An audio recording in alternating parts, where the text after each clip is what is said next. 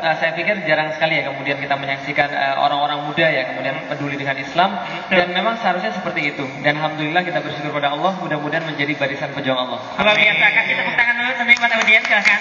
Oke, ini belum sesi materi ya? Belum. Udah ada inspirasi. Sudah ada inspirasi. Semoga kita bisa menjadi pejuang-pejuang Betul. Allah. Ya, mungkin Langsung saja. udah menginspirasi kan, terima kasih acara kita sudah. Ya pulang langsung kecewa. Oke, kita langsung saja berikan waktu untuk Ustadz Felix menginspirasi kita semua. Dan langsung saja Gaji. Ya, temanya tentang mari menginspirasi. Silakan Ustadz Felix. Mungkin kita kasih waktu dulu sebentar. Ustadz Felix menginspirasi 10 menit. Ustadz, langsung kita tanya jawab Ustadz. Silakan. Oke. Ya, Maka terima kasih. Ustadz. Bismillahirrahmanirrahim. Assalamualaikum warahmatullahi wabarakatuh. Waalaikumsalam warahmatullahi wabarakatuh.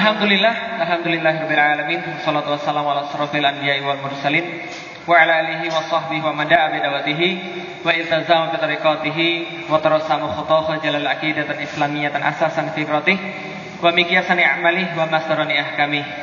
Asyhadu an la ilaha illallah wa asyhadu anna Muhammadan abduhu wa rasuluhu la nabiyya ba'da.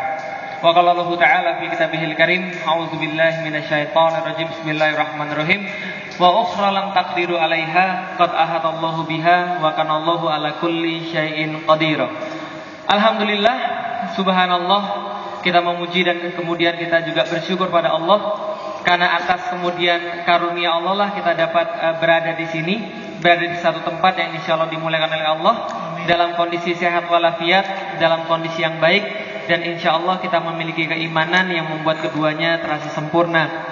Salat dan salam semoga tercurah dan terlimpahkan kepada baginda Nabi besar Muhammad sallallahu alaihi wasallam yang juga telah menuntun kita pada sebuah jalan, teman-teman sekalian, yang kita yakini ini adalah satu-satunya jalan menuju pada surganya Allah. Dan kita berharap tidak hanya kemudian kita hidup di jalan yang telah Rasul gariskan kepada kita, namun mudah-mudahan wafat kita pun adalah berada di jalan yang sama.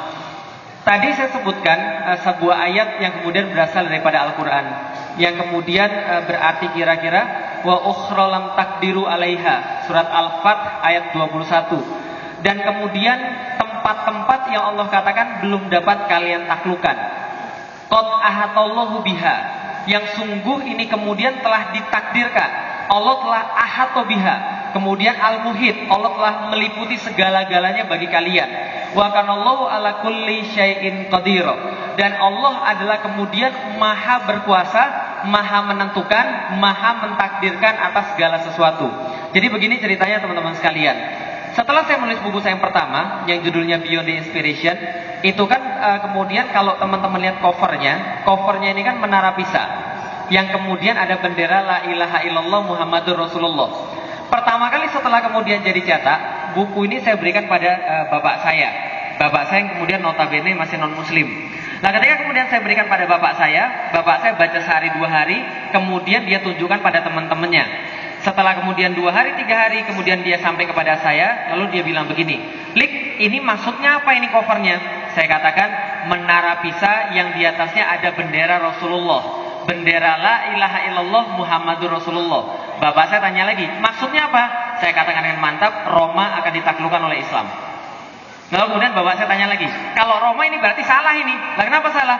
Pisa itu bukan Roma, Pisa itu suatu kota tersendiri. Saya bilang saya tahu Pisa itu suatu kota tersendiri. Maksud saya kalau Roma kemudian sudah takluk oleh Islam, menara Pisa pun kita pasang seperti itu. Nah, bapak saya bilang, kenapa nggak sekalian aja Saint Peter Basilica dipasangin La ilaha illallah? Saya bilang nanti kalau itu cetakan berikutnya kan gitu kan ya. Asalnya mudah-mudahan terjadi. Nah, yang menarik bukan hanya itu teman-teman sekalian, tapi ini yang menarik. Bapak saya kemudian kasih kemudian buku saya pada teman-temannya. Ada satu temannya yang Muslim, namanya Pak X, taruhlah kan begitu kan ya.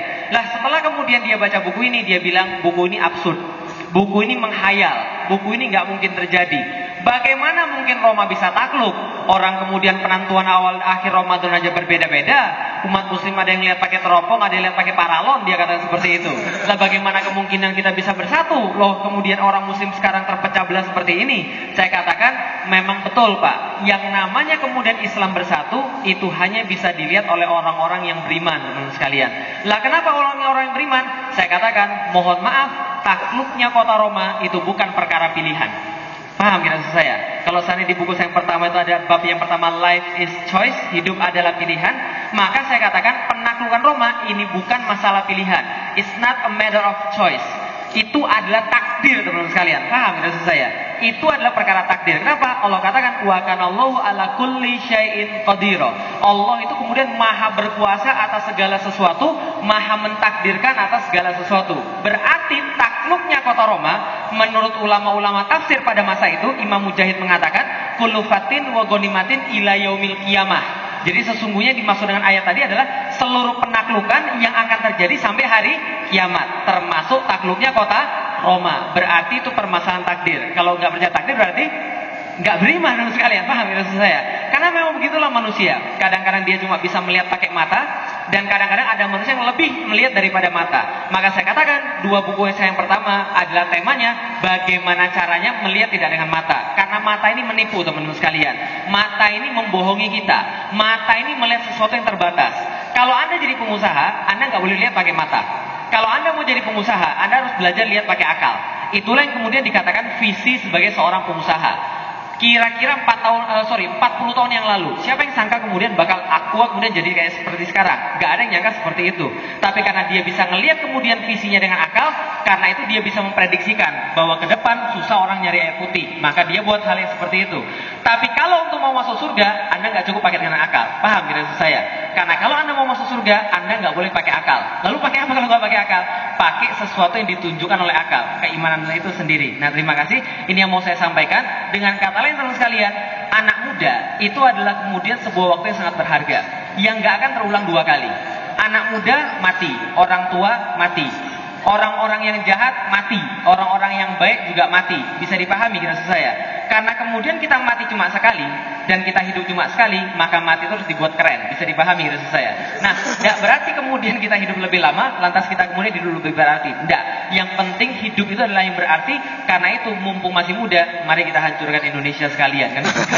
Paham ya maksud saya? Kita hancurkan lalu kita ganti dengan Islam sekalian. Nah, itulah tugas kita yang kemudian selalu saya sampaikan. Anak muda tidak boleh kemudian patok cita-cita yang rendah. Rendah sekali kemudian kalau kita cuma terpatok pada mobil doang. Rendah sekali kalau kita terpatok cuma pada kemudian rumah doang. Rendah sekali kalau kemudian cita-cita kita terpatok cuma pada nikah doang. Paham gitu maksud saya? Cita-cita kita nggak serendah itu teman sekalian. Cita-cita kita adalah urusan Indonesia dan cita-cita kita adalah urusan dunia. Terima kasih. Assalamualaikum warahmatullahi wabarakatuh. Takbir! Oh, apa? Mantap kan? Oke. Udah kita turunkan ya. Udah beres 10 menit. Terima kasih. Oke, teman-teman semua, mari kita takbir lagi. Allahu Akbar. Allahu Akbar. Terima kasih Ustaz Felix Xiao, 10 menit yang amat sangat berharga dan luar biasa sekali. Mau request dong, Kang Ivan? Apa? 10 menit lagi dong. Bayarannya double. Ya Allah. Tahu ini dari awal gak usah. Oke. Parah banget itu.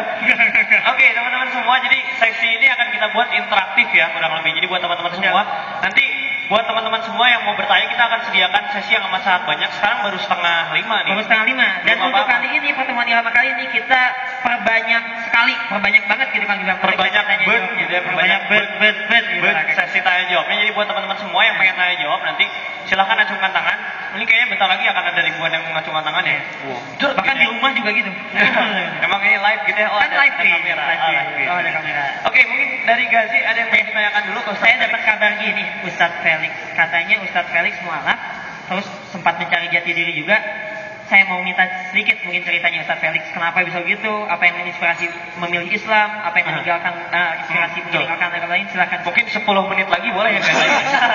Silakan kepada Ustaz Felix. Kayaknya moderatornya supaya kemudian nggak terlalu banyak ngomong dia. Kan nanti mungkin Ustadz Felix di salam ada paham. Untuk karena yang sekarang ceramah Ustadz Felix, azan maghrib diundur 6:30. Woi, jangan. Baik, terima kasih. Jadi gini ceritanya. Saya dilahirkan dalam kondisi keluarga Kristen Katolik di Palembang. Nah, jadi kemudian ketika saya lahir dalam keluarga Kristen Katolik di Palembang, maka kemudian saya dibesarkan dalam keluarga Kristen Katolik, tapi ada tambahan. Dia tambahannya adalah keluarga saya sekuler. Jadi seperti yang kemudian teman-teman tahu tentang keluarga orang-orang Chinese, keluarga orang Chinese itu nggak seperti keluarga orang-orang pribumi. Nah, jadi kemudian dia sangat kemudian sedikit sekali hubungan antara keluarga, ataupun kemudian dia sangat rigid sekali dalam masalah-masalah hubungan keluarga. Nah, tapi kemudian keluarga saya ini adalah menganut sekulerisme. Nah, jadi kemudian walaupun agamanya adalah agama Katolik secara kemudian tulisan, tapi secara benar-benaran itu kemudian nggak beragama sama sekali. Misal, ketika dulu kemudian saya SMP kelas 3, itu mulai muncul banyak pertanyaan. Pertanyaannya apa? Yang kemudian paling terasa adalah, kalau sebenarnya saya lantas hidup di dunia, lantas saya ini hidup di dunia untuk apa? Lantas tujuan hidup saya ini untuk apa? Karena saya berpikiran Tuhan pasti yang paling tahu, maka saya cari dalam agama saya Kristen Katolik. Saya kemudian rajin pergi ke gereja. Saya minta antar orang tua saya nggak mau kan, gitu kan ya. Nah, karena mereka sekuler tadi. Nah, saya kemudian rajin pergi ke gereja sendiri dan lain-lain, dan di situ ternyata saya nggak dapatkan apapun. Semakin ternyata saya bertanya, ternyata semakin dapat banyak keraguan dalam diri, banyak dapat keraguan di dalam hati. Misal tentang konsep trinitas ataupun konsep pengakuan dosa dan sebagainya. Sebagai contoh, di SD Katolik ataupun SMP Katolik itu setiap 6 bulan sekali minimal ada konsep pengakuan dosa. Nah, pengakuan dosa ini adalah kita ngaku dosa kepada pastor, kemudian kita dikasih hukuman, kemudian kadang-kadang kita disuruh bayar duit, kemudian lalu kita selesai dosanya. Nah, ada kemudian sebuah kebiasaan di antara kita, di antara anak-anak SD, sebelum kita ngaku dosa ini kita saling pukul-pukulan dulu, saling maki-makian. Bapak orang dimaki-maki kan itu kan ya. Biasalah anak-anak SMP, anak-anak SD kan itu kan ya. Nah, setelah kemudian maki-maki bapaknya orang lain atau maki-maki orang lain, ya nggak apa-apa. Kenapa? Kan setelah ini kita ngaku dosa kan itu kan ya. Kita bersih lagi dan sebagainya. Konsep trinitas itu yang terutama ketika sudah SMP kelas 3. Nah, setelah kemudian dapat konsep-konsep yang salah seperti ini, saya mulai merasa ragu. SMP kelas 3, sukses kemudian secara fungsional saya keluar dari agama Katolik. Maksudnya secara fungsional apa? Secara KTP masih Kristen Katolik, tapi nggak pernah lagi ke gereja. Nah, kenapa? Karena nggak meyakini sama sekali tentang Tuhan. Nah, kenapa nggak meyakini? Saya nggak percaya bahwa Tuhan saya mati kan ya. Nah, makanya kemudian Nietzsche mengatakan the God is dead. Tuhan itu sudah mati. Saya paham cara berpikirnya. Nah, kenapa? Karena Tuhannya di kayu salib sudah mati kan ya. Jadi dia nggak perlu Tuhan lagi. Nah, kemudian ketika saya merasa kemudian ragu dengan hal yang seperti itu, akhirnya saya tinggalkan kemudian agama Katolik. Singkat cerita, ketika kemudian saya berpikir 5 tahun kemudian ketika semester 2 ke IPB, pengennya ITB cuma meleset T-nya jadi P ya, gitu. Nah, setelah semester 2 ke IPB, Institut fleksibel banget, katanya Institut Pertanian Bogor, tapi enggak juga pertanian karena lulusannya banyak jadi bank. Jadi Institut Perbankan Bogor, tapi enggak juga karena lulusannya banyak jadi ustadz. Katanya Ustadz Didin Hafidudin itu adalah alumni IPB kan ya. Terus ustadz-ustadz yang lain lagi juga alumni IPB juga. Jadi diplesetnya jadi Institut Pesantren Bogor. Nah, karena kemudian juga enggak jadi-jadi yang lain, akhirnya institut fleksibel banget. Nah, karena bisa jadi semuanya kecuali pertanian dia nggak bisa. Nah, jadi kemudian ketika saya masuk IPB semester ketiga, nah disitulah kemudian saya diperkenalkan dengan Islam. Yang awalnya saya melihat Islam adalah sesuatu yang buruk, awalnya kemudian dari sudut pandang seorang sudut pandang seorang non Muslim yang kemudian melihat Islam itu adalah buruk, apalagi di Palembang. Yang pernah pergi ke Palembang pasti tahu diskriminasi di Palembang itu luar biasa. Sebagai seorang Chinese kita bisa jalan-jalan lalu kena gebuk tanpa sebab. Nah, jadi gitu adalah salah satunya. Maka pandangan kita tentang Islam sangat buruk sekali. Nah, tapi ketika saya masuk IPB akhirnya saya tahu bahwa Islam sebenarnya seperti apa. Yaitu adalah Islam yang memang mengatur seluruh manusia. Islam yang memang satu-satunya agama yang kemudian masuk di akal manusia. Islam memang satu-satunya yang tidak hanya urusannya adalah akhirat, tapi urusannya itu menyeluruh tentang dunia dan sekaligus tentang akhirat. Nah, ketika saya kemudian membuktikan bahwa Islam adalah agama yang paling benar, membuktikan bahwa Al-Quran adalah satu-satunya kitab yang paling benar, satulah kemudian saya mantap menyatakan bahwa saya adalah seorang Muslim. Nah, jadi kira-kira seperti itu. 5 tahun. Tangan dulu, silakan. Subhanallah, Kang Ivan. 10 menit. 10 menit lagi boleh? Boleh.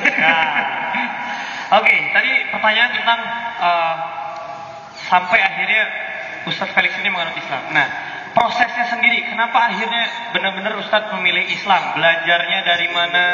Apakah tiba-tiba ketemu, Islam nih, langsung belajar? Dan atau mungkin ada satu orang yang paling menginspirasi Ustadz Felix siapakah dia? Ya, gitu. Kira-kira, mangga Ustadz. Oke, baik, terima kasih. Gimana 10 menit? 10 menit lagi. Boleh, 10 menit lagi, silakan. Itu mundur ya. Oke, baik. Yang pertama sudah saya sampaikan bahwa ketika saya lulus dari Palembang, pandangan saya tentang Islam itu jelek sekali. Jangankan kemudian pandangan tentang Islam, lihat orang Muslim ini jelek sekali. Mohon maaf, dulu pas zaman dulu lihat orang kerudungan saya merasa jijik. Nah, kenapa? Karena merasa itu adalah sebuah tindakan yang munafik. Itu adalah rasa sebelum saya masuk Islam. Nah, ketika saya sampai ke Bogor, itu apalagi? Bayangkan aja, pertama-tama masuk kemudian ke TPB, tingkat persiapan bersama.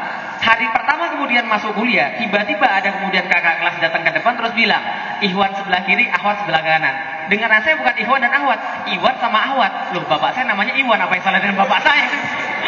Iwan sebelah kiri, Ahwat sebelah kanan. Saya bilang, ekstrim banget gitu kan ya. Nah, dan sebagainya kemudian itu terjadi. Nah, titik tolaknya itu ketika 2001, 9/11 masih ingat ketika kemudian menara kembar WTC itu dibom kemudian oleh Amerika sendiri. Nah, ketika itu kan kemudian saya mendapatkan sesuatu kemudian perubahan yang luar biasa. Perubahannya apa? Tambah benci dengan Islam. Benar kan? Kata orang Islam itu teroris. Islam tuh kerjanya ngebom. Islam tidak sesuai dengan kemajuan zaman. Islam tuh tidak menerima kemajuan zaman. Sampai suatu saat ketika kemudian saya pergi ke rumah teman saya, karena dia adalah kemudian teman akrab saya dan dia muslim, ketika dia di kuliah, saya pas main ke rumahnya, itu ada di depan kosannya, di depan kamarnya, pintu kamarnya tulisannya begini, namanya Samsul. Ini kamarnya Samsul bin Laden. Siapa yang pro Amerika silakan tunggu di luar. Teman saya teroris, saya bilang gila dia bilang. Tapi saya kemudian memberanikan diri masuk. Nah, setelah kemudian saya memberanikan diri masuk, kemudian kita cerita-cerita banyak di sana, lalu saya cerita pada dia. Saya ini punya sebuah pertanyaan besar dalam hidup saya. Sebenarnya hidup ini tuh apa sih? Sebenarnya saya ini dari mana sih? Dan kemudian setelah mati ini saya mau kemana? Jadi sebenarnya hidup saya ini untuk apa ini sebenarnya? Saya banyak kemudian diskusi dengan dia, perkara kemudian reinkarnasi, perkara kemudian kematian, perkara kemudian penciptaan, kenapa Tuhan menciptakan manusia, kenapa Tuhan itu kemudian menciptakan manusia ada yang cacat, ada yang kemudian ganteng kayak saya dan sebagainya. Nah, itu kemudian salah satu contoh. Nah, enggak nuntut ini ya.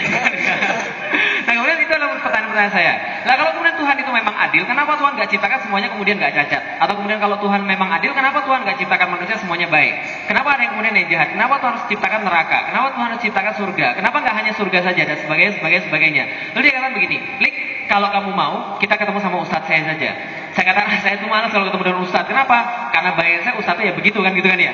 Kaku dan kemudian ngomongnya tentang akhirat, kemudian zikir di masjid, la ilaha illallah dan sebagainya. Nah, makanya saya nggak mau ketemu ustadz. Enggak, ini teman saya, ini ustadz saya masih muda. Umurnya 20-an, 28 dan dia omongannya penuh hikmah. Saya kemudian semakin penasaran. Umurnya 28 dan omongannya penuh hikmah. Setahu saya ustadz itu adalah yang sudah tua. Besoknya kemudian kita atur pertemuan dan kemudian saya ketemu. Namanya Ustadz Fatih Karim. Nah, ketika saya ketemu saya kaget 100%. Kenapa? Dia lulusan Unpad, kemudian pergi ke IPB, ngambil S1, kemudian ketika saya ketemu, murni gak kayak Ustadz. Nggak pakai kemudian peci, nggak pakai kemudian jubah, orangnya masih muda, dan kalau kita bikin Ustadz kan pakai peci segede ban Vespa kan, kemudian pakai jubah kan, kemudian pakai jenggot panjang, kemudian ngomongnya harus angker kan. Ternyata yang saya ketemu nggak seperti itu. Nah, ternyata setelah kita berdiskusi, subhanallah, ternyata saya mendapatkan memang pencerahan. Ternyata yang saya dapatkan selama ini yang saya lihat tentang Islam adalah bukan Islam yang sebenarnya, bukan Islam yang real, yang kemudian kita lihat kemudian miskin, yang kemudian kita lihat cuma kerjanya di masjid, yang kemudian kita lihat kumuh dan sebagainya. Ternyata itu bukan Islam yang sebenarnya. Dari situ saya dapat Islam yang sebenarnya. Dia katakan, kalau kamu memang mau tahu tentang Islam, ikut ke rumah saya. Minggu depan kita diskusi tentang Islam langsung dari kitabnya yang sebenarnya. Kamu bawa Al-Quran, saya bawa Alkitab. Kamu bawa Alkitab, saya bawa Al-Quran. Kita diskusi tentang Islam yang sebenarnya. Saya katakan, saya nggak perlu bahas tentang Alkitab karena saya nggak percaya dengan Alkitab. Kita bahas saja tentang Al-Quran. Ketika kemudian minggu depan saya ke sana, kita bahaslah kemudian tentang Al-Quran. Disitulah kemudian saya dapat bahwa Al-Quran adalah satu-satunya kitab yang dapat dibuktikan dengan akal. Nah, gimana cara bisa dibuktikan dengan akal? Kita cerita banyak sampai pada satu ayat surat Al-Baqarah ayat 2. Di situ tercatat, zalikal kitabul la raiba fi hudal lil muttaqin. Kitab ini tidak ada keraguan di dalamnya, petunjuk bagi orang bertakwa. Saya katakan kitab ini salah. Nah, kenapa salah? Saya katakan, seumur-umur saya hidup, saya katakan, gak ada manusia yang sempurna. Semua manusia pasti ada salahnya. Dan karena yang saya sangka yang buat Al-Quran adalah manusia. Karena setahu saya, Alkitab itu yang buat manusia, Tripitaka itu yang buat manusia, Weda itu yang buat manusia, Injil itu juga yang buat manusia. Pikir saya Al-Quran juga yang buat manusia.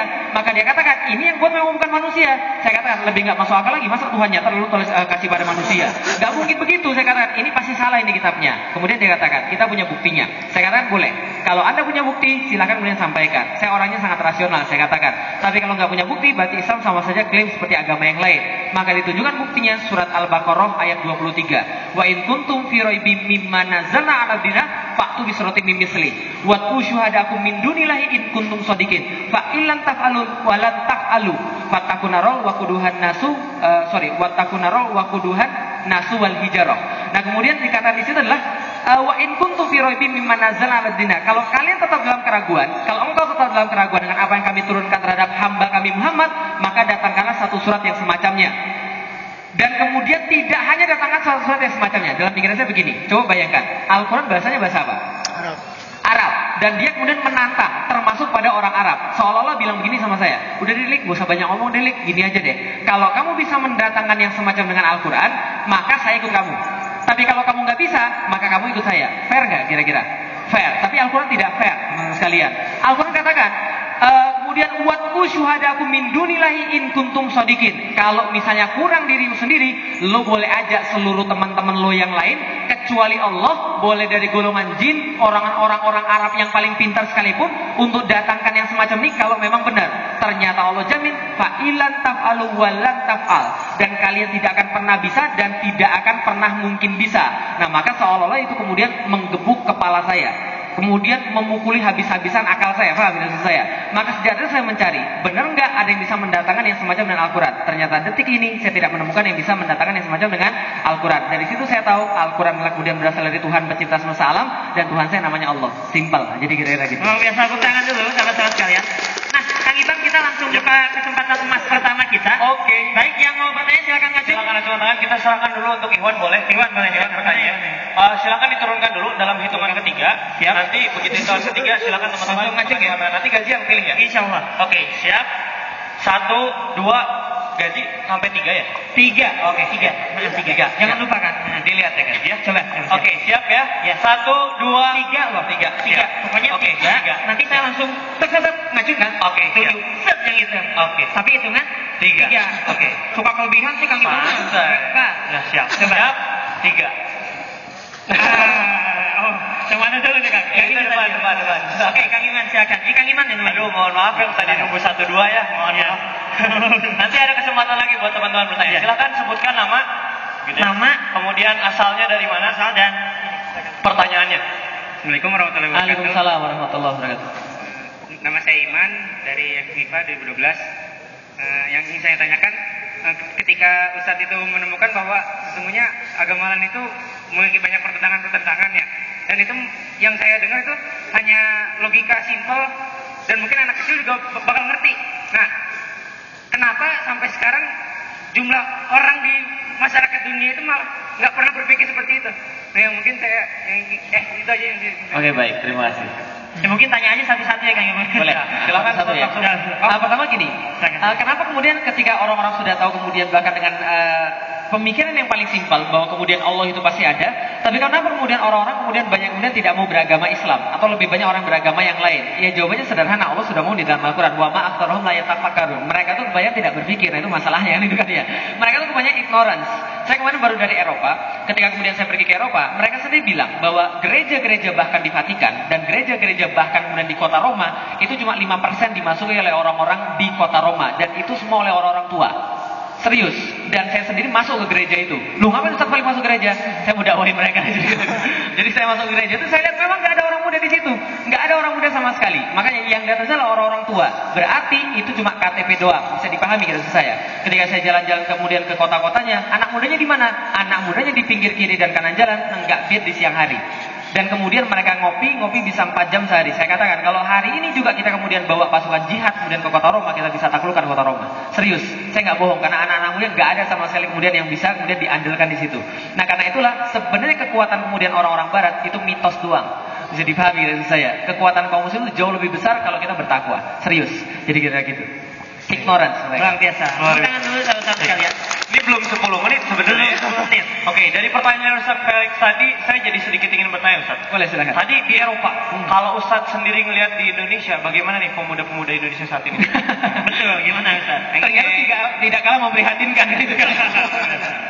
Baik, memang kadang-kadang kita lihat seperti ini. Jadi gini, terus terang secara pribadi, saya juga kemudian terbuka wawasan setelah kemudian saya gabung ke Twitter. Tahun lalu kemudian tepat Ramadan tahun lalu itu saya gabung ke Twitter dan saya menyaksikan kemudian kondisi real kaum muda di Indonesia. Ternyata memang sangat memprihatinkan teman-teman sekalian. Pernah satu hari ada yang datang kepada saya, mudah-mudahan bukan di sini gitu kan ya. Ada pertanyaan pada saya begini, saat sholat Jumat hukumnya apa Ustaz? Jadi kita itu coba bayangkan. Ada seorang laki-laki yang bertanya, sholat Jumat hukumnya apa? Saya sampai balas mentionnya bilang ini tanya ini serius atau ini mainin saya nih, kira-kira begini. Ini ngetes atau serius ini? Dia bilang ini serius Ustaz. Sholat Jumat hukumnya apa? Bayangkan, sholat Jumat aja dia nggak tahu hukumnya apa. Dan ternyata kita bisa lihat, ternyata betul umat muda di Indonesia juga sama ignorance juga. Tapi teman-teman sekalian, Indonesia ini 240 juta. Dan kalau seandainya muslimnya 200 juta, seandainya yang ignorance itu ada sekitar 80%, masih ada 20% yang kita siap untuk ajak kemudian berperang. Nah, jadi gitu. Jadi insya Allah, walaupun separah-parahnya Indonesia, walaupun kemudian separah-parahnya negeri kita, tetap negeri kita adalah tempat yang paling aman untuk berdakwah. Dengan kata lain, jangan sampai senapan di depan jidat, baru kemudian kita mau dakwah. Mumpung sekarang kemudian kita masih punya suara, mumpung sekarang kita masih punya kemudian tempat yang kondusif, mumpung kemudian sekarang masih bisa mendakwakan Islam, saatnya sekarang kemudian kita bangkitkan orang-orang generasi muda. Jadi kira-kira begitu, silahkan. Luar biasa. Luar biasa. Kasih takbir dulu Kang Imam. Kita takbir Allahu Akbar. Allahu Akbar. Oke, jadi teman-teman semua, ternyata ya sangat simpel sekali ya alasan kita untuk bisa mengajak dan mendorong teman-teman kita untuk kembali lagi kepada Islam. Jadi baru gabung ke Twitter setahun ya berarti Ustaz. Nah ini teman-teman udah berapa puluh tahun ini gabung ke Twitter. Apakah tweet-tweetnya bermanfaat? Kita harus mengevaluasi tweet kita. Makanya langsung teman-teman semua mumpung ada waktu nih diingetin, kita langsung nge-tweet sekarang. Nge-tweet sekarang. Ini kan nge-tweet aneh-aneh. Gitu. Galau. Pulang kampus. Pulang kampus. Sekarang mau makan dulu. Mau makan dulu. Mau makan. Sholat. Aduh dosennya nyebelin. Iya. Sholat isya. Sholat isya. Rakaat kedua. Gak bisa kalau kali kedua ini gitu ya. Kenapa Ustaz? Sebelum saya pergi ke klinik ini ya gitu. Aduh, ya Allah. Oke. Meninggal ini dulu ya, Israel nih. Gak mungkin kalau itu nggak sempat. Oke, teman-teman semua ada yang ingin bertanya lagi silakan. Nah, kalau ini hitungannya dihitung sampai 3, tapi ini serius dihitung sampai 3 ya. Nah, oke, Gazi tolong dipilih lagi ya Gazi ya. gantian dong oke. Oke, saya ke bawah kalau gitu. Oke, Gazi yang pilih Gazi. Saya sama aja ya. Oke, silakan hitung Gazi. Saya ini lihat yang Iwan apa yang Awat? Yang Awat tadi belum ada yang ngacung. Nggak ada yang ngacung Iwan lagi, boleh silakan. 1, 2, 3. Nggak boleh licik, tadi ada yang licik, turunin dulu. Iya, udah. Nah, gitu nggak boleh. Oke ya. Turun dulu semua. Ini kita jujur. Siap? Sampai 3 kan? Sampai 3, sampai 3. Ya. Ini serius langsung sampai 3, Ini langsung sampai 3. Lama banget kata penonton. 3. Oke, yang itu kacamata duluan silahkan. Kacamata silakan. Saya harus ke sana sepertinya. Enggak, silakan maju mungkin Kang Imam. Oh, nggak cukup mic-nya. Silahkan Kang. Maju ke depan sini. Sebutkan namanya, asalnya dari mana dan pertanyaannya apa, silahkan.